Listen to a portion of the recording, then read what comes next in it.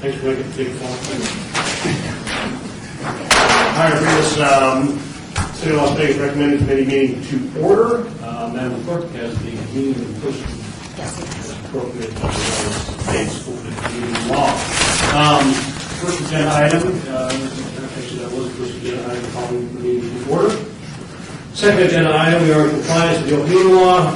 Agenda item number 3 is bill number 2012-23, possible action adopts an updated transportation and streets and highways element of the Las Vegas 2020 master plan. The proposal is our director, Fag, director of planning. Mr. Fag. Items number 3 and items number 4 on your agenda are related, so I'll make a brief presentation now for both of those items, even though you will consider those. For the record, agenda number 4 is bill number 2012-24, possible action repeals the code chapter pertaining to the master plan of streets and highways and replaces it with chapter pertaining to plan of streets and highways, text 40405. Also proposed by a director of that. Okay. These items are both related to the adoption of the Unified Development Code, which we did last year, and more particularly the complete streets section of that code. With the adoption of our new complete street standards, we require streetscape, sidewalks, and in certain cases bicycle lanes on our principal streets, any new major streets that are developed. Because of the adoption of those standards, we needed to go back to the transportation element of the city's master plan, and then also Title 13 in Las Vegas Municipal Code, which deals with our streets and highways, so that all 3 of those documents are in conformance one with the other.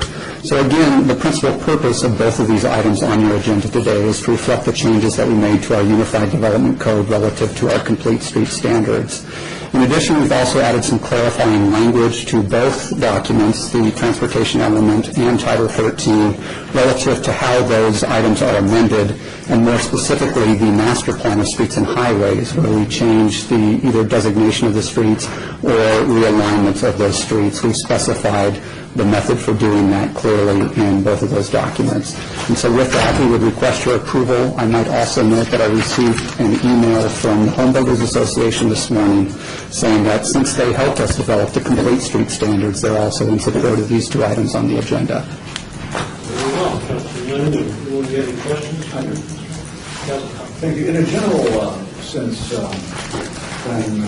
how will this affect the work we're doing in the older parts of town, and specifically the downtown and the older parts of 1, 3, and 5, or wards 1, 3, and 5, where you have, will we create more circumstances where we're going to have to seek exemptions from those? No, not necessarily. What the transportation element does is it facilitates some of the things that we're looking to do in the downtown area relative to improving pedestrian access and adding bicycle lanes and things such as that. And so we actually have goals and objectives in the transportation element that help support those projects.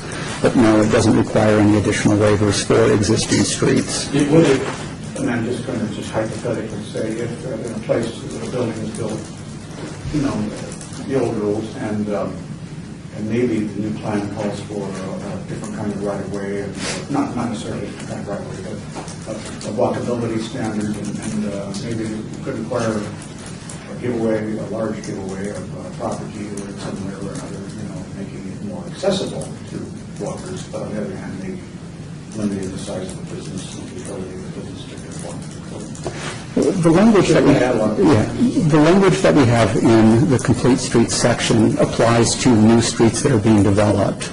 Where we're coming into an existing situation, such as our older neighborhoods, the language basically states that we attempt to achieve the complete street standards, but we understand that, again, with existing conditions, we won't be able to meet them completely. So we try to do our best in terms of meeting those. Anyone wish to hear from the complaints? Thank you, Mr. Fagg. I would have to get a motion from somebody. Agenda items number 3 and number 4. And Mr. Steve, can we take these both at the same time? We can. I think maybe for the record, since they aren't on the consent agenda, maybe if we take a separate vote. Okay. Agenda item 3. Motion I'll move for adoption of item number 3, bill 2012-23. Councilman Hoffman has moved to send this to City Council with the due pass, I think is the correct motion. All in favor? Aye. Any opposed? Hearing none, motion passes. Agenda item 4. Mr. Chairman, I move for the passage of Bill 2012-24 and committee's positive recommendation to the full session. That's the motion. All in favor? Aye. Any opposed? Hearing none, motion passes. I neglected to read into the record for the city attorney, bill number 2012-27, which is our agenda item 7, will be open for adoption at the June 20th city council meeting. All remaining bills will be eligible for adoption at the July 18th city council meeting. Thank you, Mr. Steve, for that.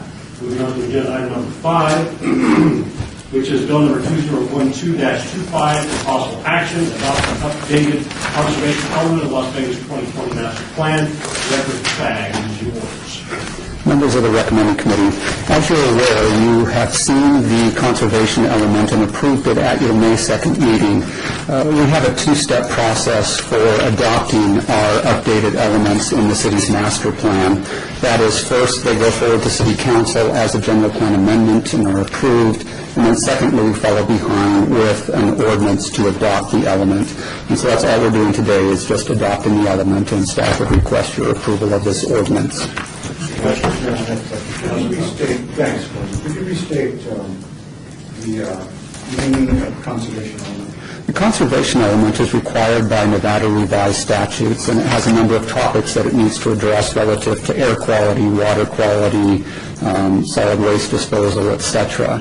We originally adopted the conservation element back in 2002, did some minor updates in 2005.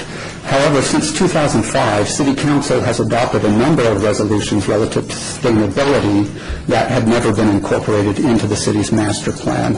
And so one of our purposes in doing an update of the conservation element was to reflect the actions that City Council has taken, and also to reflect some of the practices that we've adopted in terms of conserving energy and saving costs with changing out street lights, the development of some of the solar facilities that the Office of Sustainability has underway, etc. And so really it's to address some of those things that the city already has in process.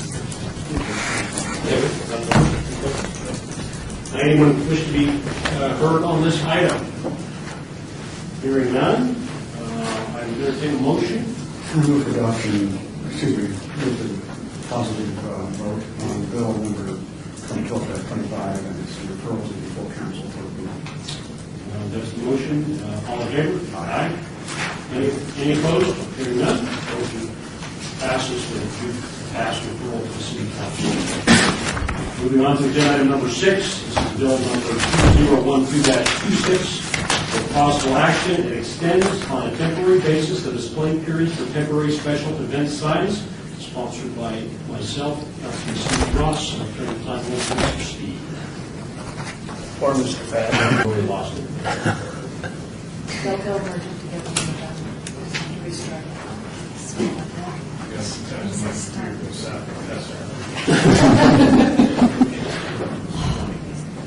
Okay. And then sure.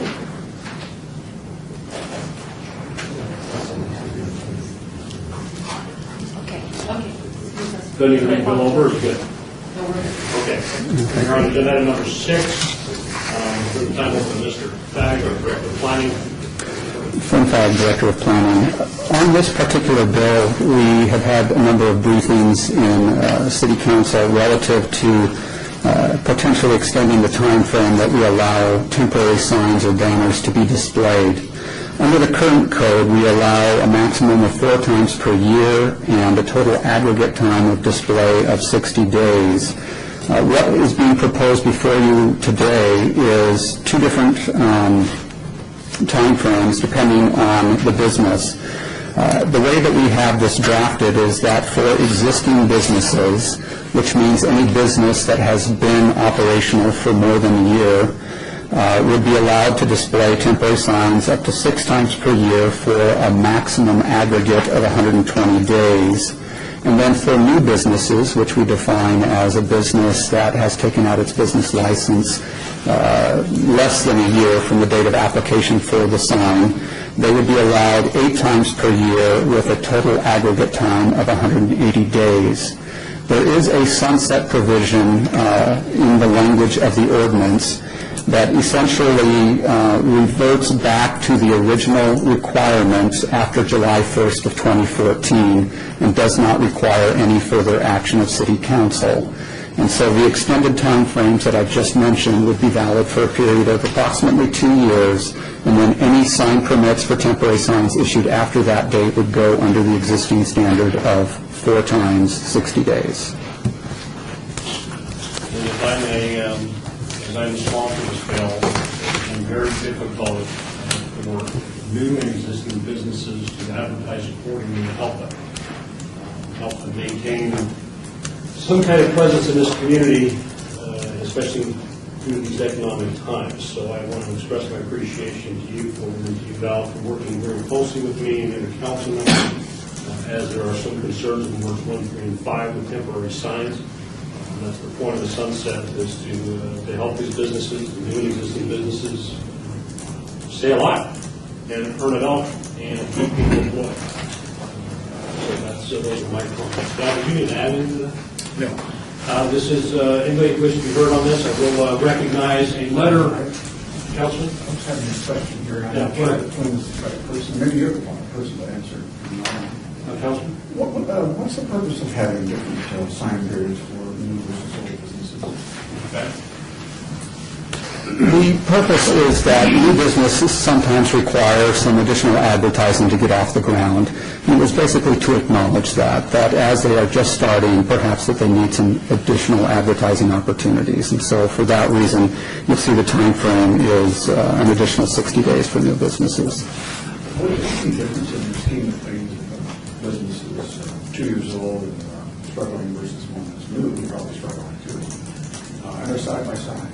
Where they're in the same business. Sometimes you have the same kind of business in the same shopping center. And I'm just going to use that as an example. And maybe affect one with a different standard than the other.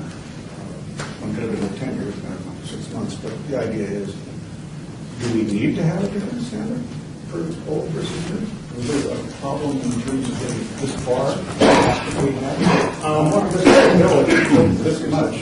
This kind of differentiation. No, I'll comment on that, Councilman.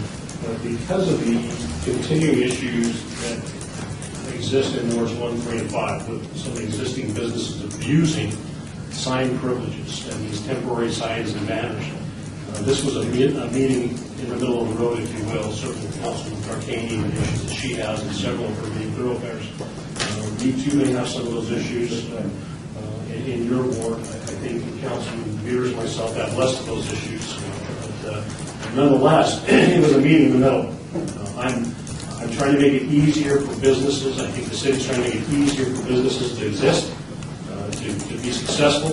And he brings up a valid point, Mr. Guy, that you and I discussed in great detail, and Mr. Steve in great detail. But I think this kind of meets in the middle of the road. I would like to make it straight across the board for all businesses, but I think other council members' concerns. Can we amend this, accordingly? Councilman, what do you suggest? Then the thought would be is, you're the sponsor of the bill. Okay. You've done the research on this. You determine which length of time, which amount of frequency would be most appropriate. If you were going to have both at the same, then, because you've got 2 different standards. Yeah. They're both very thoughtful, and so the question is, Councilman Beers, your thoughts? I agree with Senator Goffman, that it would be appropriate to extend that to all businesses in deference to the economy, but only for a good time. It is. And it sunsets in 24 months. So the idea here is to help these businesses that can. While they're struggling, we can always revisit this issue at the point of sunset. Is it being successful? Is it not being successful? Are our businesses abusing this opportunity, this privilege, or not? So I would take that from my other colleagues on the recommending committee. If we amend this bill, Mr. Steve, to Do you want the looser standard or the stricter standard for everyone? the looser standard for everyone. And if that's the recommendation of the recommending committee, do they revert to the language as drafted now at the council if it turns out Yes. that the remainder of the council is opposed to this? Okay. Question. Councilman? Councilwoman Tarkanian is not very much place involved in this. I don't know how she would feel. I think her concerns are still valid in regards to those existing older businesses that have used the sign language that exist today on those. That hasn't gone away. I think this may, so she may be in opposition. Yeah, but, I think based on what our thoughts are in regards to moving this forward to the city council meeting, trying to make it easier for businesses to be in business, whether they're new or old, it matters not. I think our message is clear. We'll send it to the city council and see what happens. Well, I would move to recommend this to the city council as with the amendment, unless we have testimony. You want that motion, Councilman? Anyone wish to be heard on this item? Good morning, Mr. Council people. Terry Murphy, 516 South 6th Street. I just have a quick question on it. If that change is made, which I have no problem with, will it impact the timing of adoption? Will this have to be reintroduced at all? No. Okay. Answer it now. Good question. That was an important question. Anybody else wish to be heard on this before we act upon Councilman Beer's recommendation for due pass to the city council as amended? Hearing none, all in favor of the motion? Aye. Any opposed? Hearing none, it passes. I do wish to make it clear on the record that we did receive a letter from Steve Kubecki on agenda items 6 and agenda item 7. I take this as an opposition letter to the recommended committee. Moving on, I know that's part of the record, City Clerk. We have a legal question, Mr. Chairman. Mr. Steve, did you respond to his legal concerns?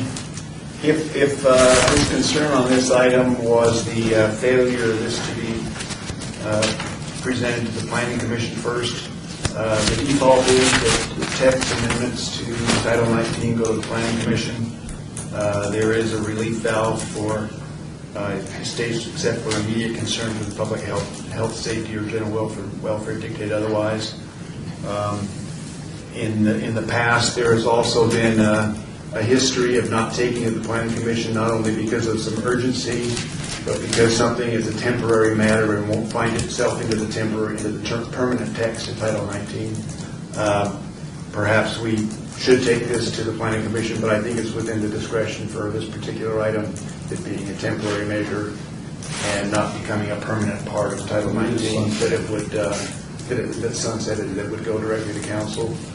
You have the ability to stop it right now if you like on that basis, but we felt that it was within the discretion to bring it to council directly. Answer your concerns, Councilman Copeland? Yeah. With the direction of the City Attorney's Office, we will move forward with that then. Agenda item number 7 is Bill number 2012-27 for offer for possible action. It authorizes the reestablishment of certain types of non-conforming uses under specified circumstances, sponsored by Councilman Copeland. Mr. Speaker. Yes, this bill would, as it indicates, authorize the reestablishment of certain types of non-conforming uses under specified circumstances. It would apply to tavern and sexually oriented business uses that have been terminated and not yet reestablished because of government licensing and forfeiture actions. As you know, we have in our zoning code provisions that once a use that has been legal and established, but the circumstances of establishing that use are changed so that it would no longer be allowed for a given period of time, typically as long as that business wants to stay there, we extend a non-conforming use privilege or a grandfather privilege. The idea is that ultimately those uses will end and then future uses will be conforming. So there's a general policy to eliminate those non-conforming uses over time. One of the ways that those non-conforming uses are stopped, in essence, is if they are abandoned or they terminate and then don't reestablish within a given period of time. That's one way that you make sure that those don't get reestablished. In this particular case, the Crazy Horse 2 was shut down by government action. There was efforts made to reestablish it within the permissible period of reestablishment. Those were unavailing because of a lot of different circumstances, including who held title. So the proposal here is because of that unusual circumstance to allow this kind of thing to be reestablished. At the present time, we only know of one use, but that doesn't mean that there aren't others existing or in the future that could come forward. And so obviously the ordinance doesn't call out the name of the use, but it sets forth the circumstances under which such a use can be established. Thank you, Councilman Coppell. And all of the statements, I guess, are, well, I have questions of legal counsel too. I suppose, first of all, I would like legal counsel to address the process coming in here in this one, because it's articulate and I think it's off point, but I want to make sure that, as I understand it, the protest is incorrect in that. There's a discussion of money coming into the city, and I do not know what that money would be termed as in coin, because it's not addressed in the bill. And no consideration at all is addressed in the bill. And so, if there is money, is that considered a gift or a relief of a fine owed by a person to the city? It's a donation, Councilman. The way, to be perfectly blunt, this worded to our office is that the individuals who would like to see this establishment reopened don't necessarily intend to reopen it themselves. They may end up trying to sell it to somebody else who is licensable. They may try to get a license themselves. But what they have offered is to pay an amount of money to the city equivalent to the fine owed by their predecessor who lost the license, which was determined by the Nevada Supreme Court to be $1.461 million. That does not relieve the individual who owes the city the fine his obligation to pay the fine. They have offered to make a donation to the city equivalent to that. So there's no confusion. They're not paying this other individual's fine. That fine is still due and only the city. In the course of money that's owed the city from this enterprise, you know that a lot of people are owed money from the enterprise. What does the city stand in its likelihood? What does the city stand in various legal discussions in terms of standard, the ladder being paid?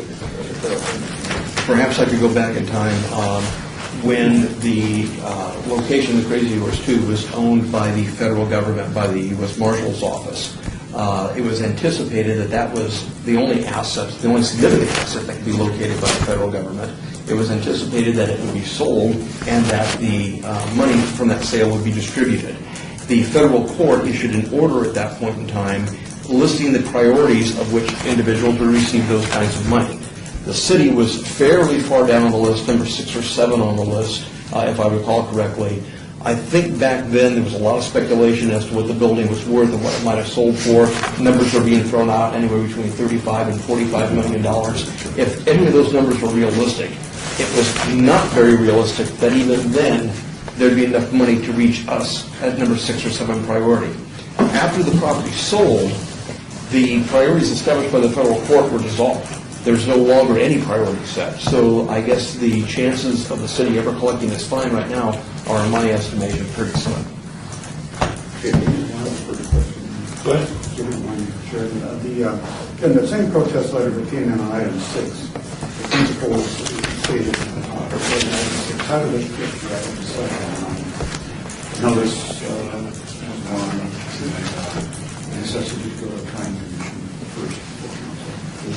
I think the same issue there, not particularly the urgency so much, but because it's not an amendment to the text of Title 19, it operates independently. It's not something that a person will read every day in the text. It's not generally operable on all uses within the city. So that was another decision that was made, that it was sort of, I won't say a meaningless exercise, but a less necessary exercise to take to the planning commission than it is for a typical text amendment. Okay, another question.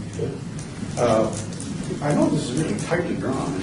Technically spells the name of the property without the meets and bounds, but what is the likelihood? I think you kind of alluded to the likelihood. Is there any likelihood of another property actually fitting into this?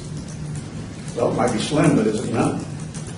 Well, I know based on my institutional knowledge of how many licenses we've taken away, because governmental action, taking away the license is one of the requirements here. In addition, the fact that the property was owned by the government for a period of time which prevented somebody from getting a license. I can't think of one in the last 20 years that fits that qualification. That's how long you've been. Just about.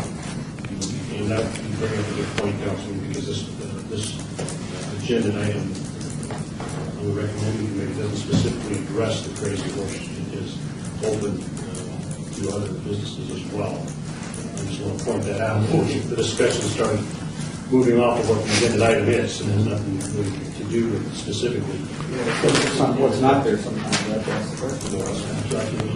We don't want to put, for instance, some flower out of the desert that's naturally just appeared there. Councilman Beers, any thoughts? So no concerns that this is so narrowly constructed that it isn't valid? It's certainly subject to that challenge. You're both, senators, you're both familiar with the general and special legislation. There's a constitutional limitation on the legislature adopting special legislation. And you're familiar with how the legislature typically addresses that. They speak in terms of different counties, different population levels. There is no direct limitation on the city council adopting special legislation, and as we indicate, we didn't call out a name. We can't say for sure that there's not someone out there existing or in the future that could qualify, and that's the way we adopt legislation the best we can to address a situation. And as you know, many of the ordinances you adopt are brought forward by a single person who is the immediate beneficiary of that. There's nothing wrong with that as long as the parameters are there for someone else. So this is the general framework against which later in some future meeting we cast the specifics of any actual reissuance of the license. Correct. And if someone comes forward with licensing and zoning, then you'll see those again. It would be done just like any other. Correct. Thanks for letting questions be no first before we even came to testify on it, but if I could get the technical stuff out of the way first, some of it. So there are people here to testify. I'll make one comment. My religious beliefs challenge me from supporting these kinds of businesses, but they are legal, legitimate businesses within the city of Las Vegas. If I make the same comment at the city council meeting, this comes to sit for the city council as well, but it is a legitimate licensed businesses in the city of Las Vegas, and I have to support and represent the same point. So I'll leave that to my comments for the record, and I will open this up for discussion. Anyone wish to speak on this item, please state your name for the recommended. Jay Brown, 520 South 4th Street. I represent, the Catico Capital Group. Mr. Mushkin is with me, and he represents the same client, and the managing partner, Abraham Assail, is in the audience as well. But I think that, as always, your city attorney staff capably handle the questions and the issues, and we'll just answer any questions if there are any. Any questions for our two gentlemen sitting before us, council members? Hearing none. Councilman Cobb? Well, I'm just curious, technically, I don't know, Jay, if you want to let the city attorney play a role in this exactly. What are the mechanics of how things would work here? There's a bill here that's usually handled. The question is, though, the item of controversy, and I preface this by saying the only reason I agreed to sponsor this bill was because I felt that the city, for a lot of reasons which will probably be brought out later on, the city has some role to play in how this was closed. It was closed because of city action. It was allowed to remain open for an awful long time due to city action. And I'm just curious, since the subject of money came up and had been offered, then I said, I'll introduce this bill. If something can be shared with someone who has become an object of public notice for 10 years after his mistreatment at the hands of this legally licensed and privileged city of Las Vegas business. And so my concept was, okay, I'd like to see this victim share in some proceeds if there are proceeds offered to the city. So then how does that work? How do these proceeds get offered to the city?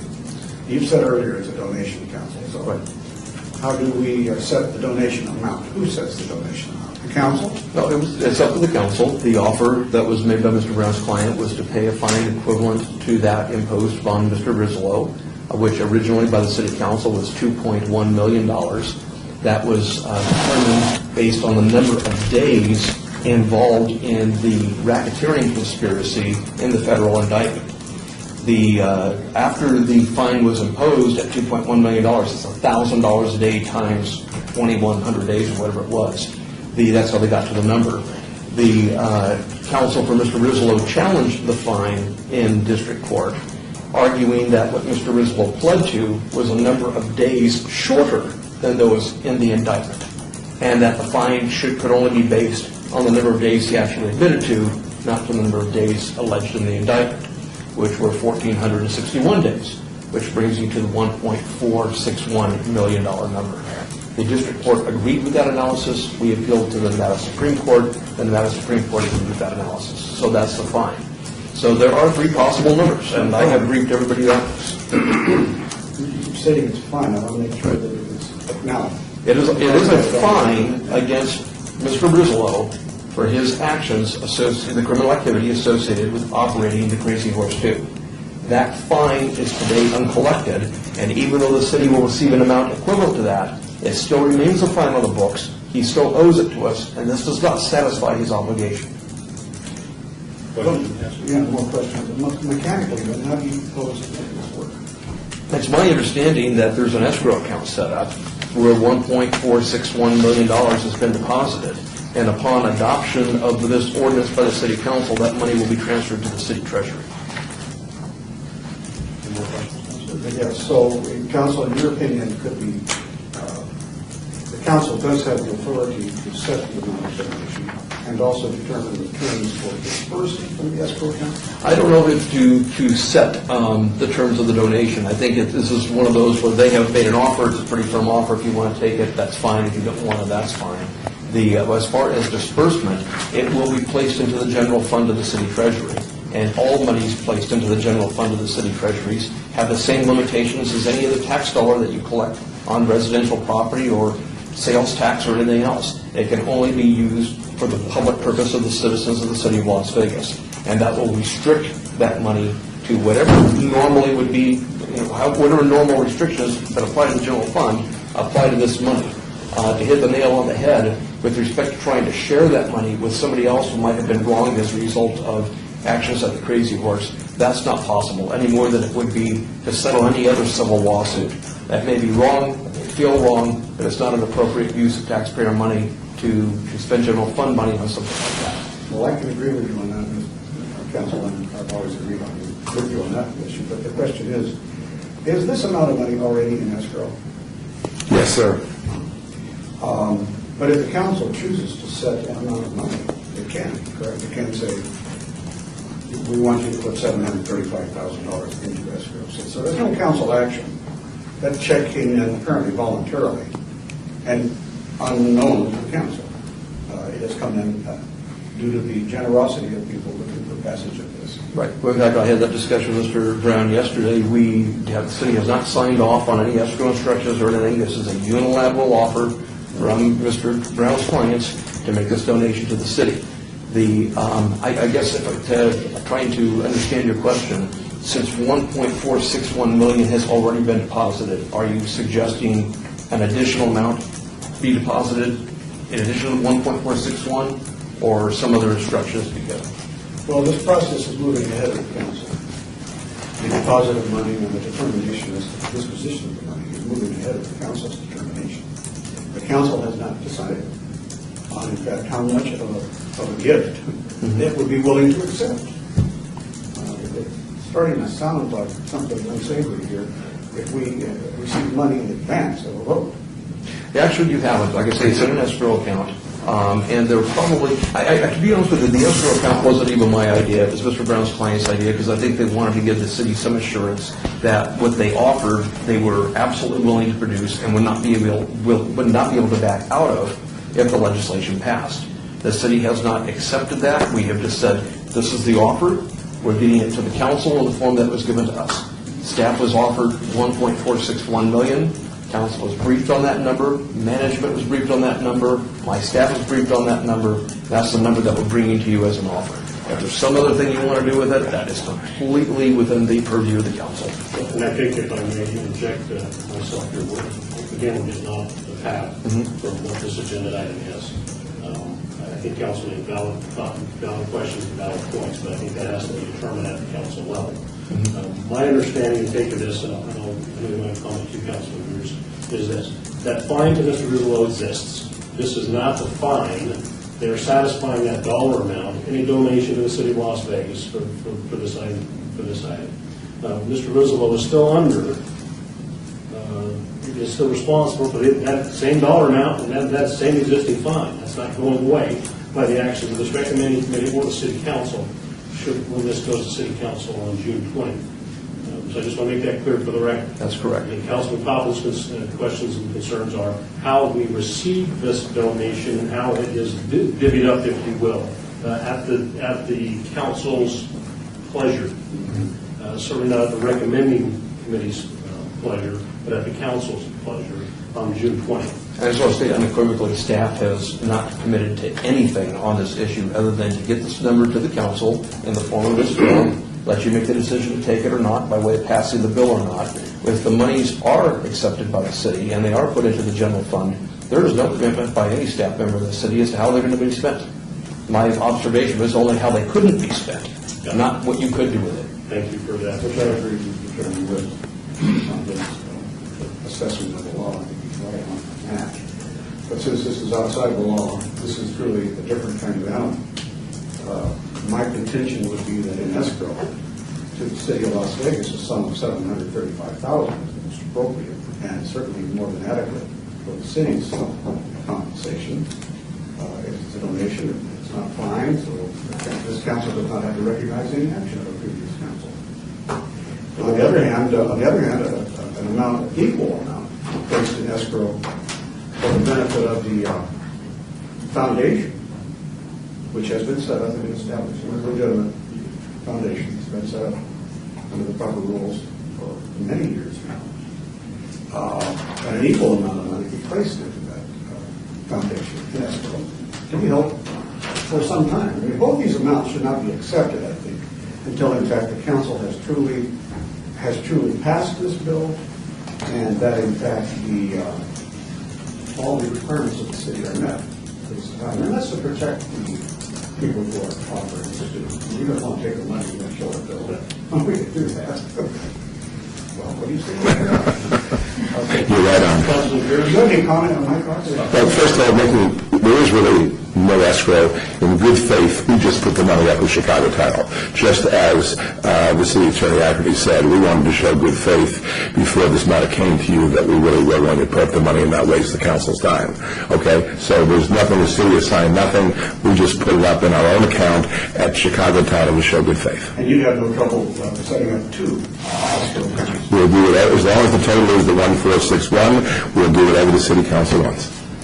Let the record reflect that was Jay Brown, commenting on Councilor Coppel's question. Really, we have some comments and thoughts. Thank you, Mr. Chairman. Is the offer to the city in writing? Yes. I believe, yes, it's been so long, I received the initial correspondence on this and exchange letters. I believe it is. I don't have it with me. Along with information that was requested on the background of each of the individuals that are owners of Canaco Capital. So there is a contract terms, an offer has been made and has not been accepted. Correct. This is up to the council to accept or not accept tomorrow. And the mechanics of it are that the offer is to contribute an amount to city coffers. But until that offer is accepted, this money doesn't go into the city's general fund That's correct. and doesn't labor under the constitutional constraints of the gift provision of the state constitution or any other prohibition against giving general fund money to a private party. That's correct. So we presumably could find room to ask the offerers to revise their offer to gift this much to the city and this much to some other entity. That's not correct. That's where we hit an issue. As odd as it may sound, when this offer came in, it was just that, an offer to donate an amount equivalent to this fine to the city, knowing it's really Mr. Ruzzolo the fine. The city, oddly enough, can say yes or no to that. But governments don't generally use their police powers. And zoning is a police power, passing ordinance is a police power. Do not necessarily use those police powers to compel somebody to commit to an obligation that they do not have. There is no obligation on behalf of anybody except Mr. Grislow to take care of damages done to other people, including Mr. Henry.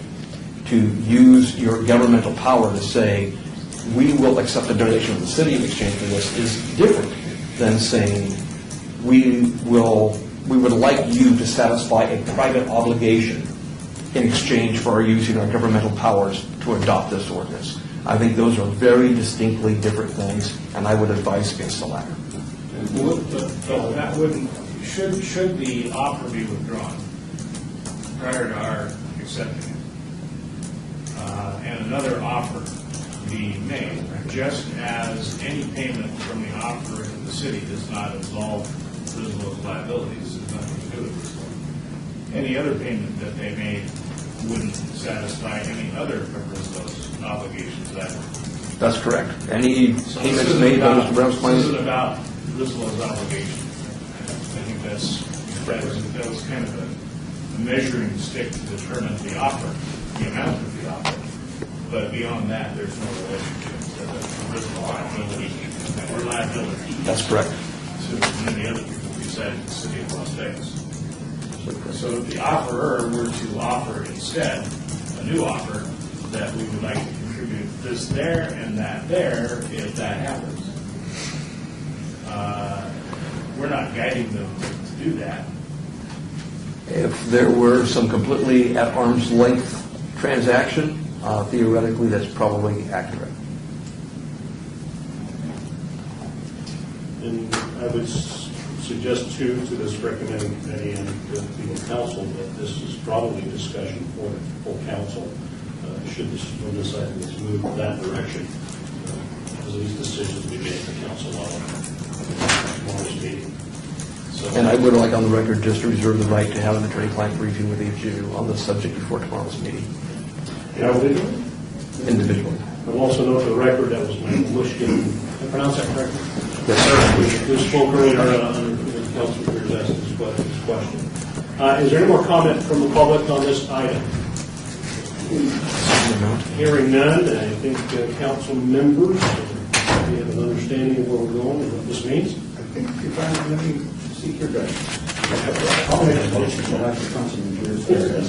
I'm not going to make the motion yet. The idea that I'm framing in my mind is to pass the bill without discussion about matters. But I think we have to have a pretty open public hearing. We have at least a couple members of this committee have a feeling for how this ought to be done. And we now know it can be done. You just have to observe certain restrictions. You can't mandate it. And you can't take money and give it something. So I totally agree with the council. No, I think you hit it on the head, and I will refer again to Mr. Steve Miller, if I should be attorney in regards to what this ordinance is. There's no discussion or mention of any dollar amounts or any specific parties in this ordinance. So we can either do one of three things. We can move this, refer this to the city council to be passed, or refer it to the city council. No recommendation or refer to the city council to prevail. And before you vote, I want to point out that when this bill was introduced at the last council meeting, I put a number of documents in the record. I gave each member of council these documents, and I gave them with the city clerk. The first of those documents is a series of documents from Mr. Mushkin, with a cover letter from Mr. Mushkin to myself, and then a listing of all the principals of Canticle Capital Group, and a filings with the Secretary of State for each of the business entities. The old cover letter from Mr. Mushkin has got the offer in it. It's dated May 24th, 2012, and it has the terms of their offer to the city. Yes, one further question, Mr. Chairman. Certainly. One more comment. All that information is in the packet. That's correct. That's not the bill, but it's in the back. It's Thank you. Mr. Brown, Mr. Mushkin. Yes, sir. Any of this discussion that's happened doesn't prejudice it doesn't prejudice your intent to continue to move forward, is that right? That's correct. Also, is anything that's been discussed today an impediment to moving forward in tomorrow's council? No, sir. Okay. I would add one comment just from a legislative standpoint. There are other examples of this, and the historical one that causes this, in not only this jurisdiction but others, is called the Bicycle Club, and it was in California. When the federal government, through 1963, their seizure laws, takes on certain types of businesses, they have not historically been able to do very well and ended up getting sued, in fact, in the Bicycle Club case and paid out some $20-something million as a result of their operating of the card club in California. Of course, in Nevada, we had the famous case in northern Nevada. But the statute is certainly for any time a governmental authority is put in that position of having to take on a business that they can't operate. I do want to jump back on, if I could, one moment. I know these comments will be appreciated, but I have a legal obligation to share them with you. When Councilman Beers asked the question about what is theoretically possible if somebody could, and I said if there were an arm's length transaction, if there were whatever, I mean that sincerely. If the offer, which has already been made, is to the city's general fund, and that's it, if there were any discussion between council and the individual making the offer as to how else that offer should be made, and if it should be made on behalf of somebody else or to somebody else. And to be perfectly blunt, if the conversations were from council to Mr. Brown and his client, that the city would like you to make a contribution to Mr. Henry and then a contribution to the city, that would be inappropriate. And that's because we are very far down the pipe on this. The offer's on the line. And even if the offer had been made early, even if it's been day one a year ago when this first started raising its head, I would have counseled the same, for the same reason, that you are a governmental actor using your police powers to compel somebody to do something for a private individual. Thank you for those comments. Again, I'm going to go right back to this agenda item. There you go. I understand. Okay, is there a motion on agenda item 7? I will move for the adoption of Bill 2012-27 here on this day. That's my motion, and I'll have comments on the motion. Okay, there's a motion on the floor to the Florida City Council that you pass agenda item number 7. Comments. Comment would be that I take the matter of this very seriously. I feel like such harm has been done to not only the city's reputation, but not the city government's reputation by this bad actor, and also, frankly, to regulatory function in the city. But my statements today should be an indication to anybody in this room how I will vote and how I will speak when this comes to the floor of the council. There's a motion on the floor. All in favor of sending this to City Council, would you motion the recommendation for due pass, please signify by saying aye. Aye. Any opposed? Hearing none, agenda item 7 passes. Recommendation to City Council. Thank you very much. Thank you, gentlemen. This is agenda item number 8. Citizen participation. Public comment on this portion of the agenda must be limited. Matter of the jurisdiction of the recommending committee. No subject may be acted upon by the committee unless that subject is on the agenda and is scheduled for action. If you wish to be heard, come to the podium, give your name for the record. The amount of discussion on any single subject, as well as the amount of time the speakers allowed, may be limited. Is there anyone that wishes to participate in citizen participation? After that one. Hearing none, this meeting is adjourned.